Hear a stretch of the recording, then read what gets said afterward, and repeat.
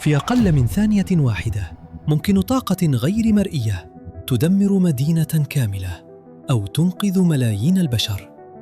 الطاقة النووية مش مجرد علم، دي قوة مرعبة بتحدد مصير العالم كله.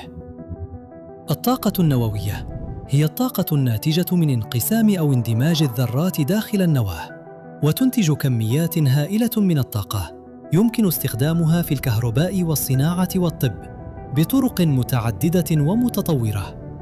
تعتمد الطاقة النووية على عملية الانشطار، حيث يتم تقسيم الذرة إلى أجزاء صغيرة مما يطلق حرارة كبيرة تستخدم لتوليد بخار يدير التوربينات لإنتاج الكهرباء بكفاءة عالية جداً.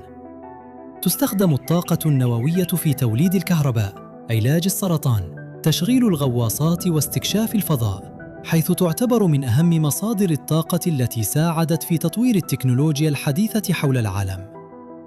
من أهم مميزاتها أنها تنتج طاقة ضخمة بدون انبعاثات كربونية كبيرة، وتساعد في تقليل التلوث البيئي، كما توفر مصدر طاقة مستقر يمكن الاعتماد عليه لفترات طويلة جداً.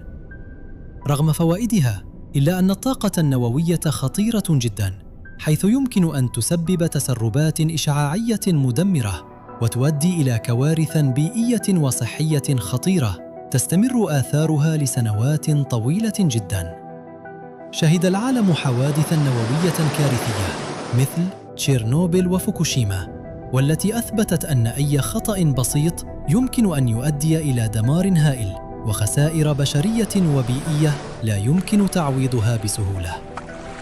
رغم المخاطر، يرى البعض أن الطاقة النووية هي مستقبل الطاقة بسبب كفاءتها العالية، بينما يطالب آخرون بتقليل استخدامها والتركيز على الطاقة المتجددة الأكثر أماناً مثل الشمس والرياح.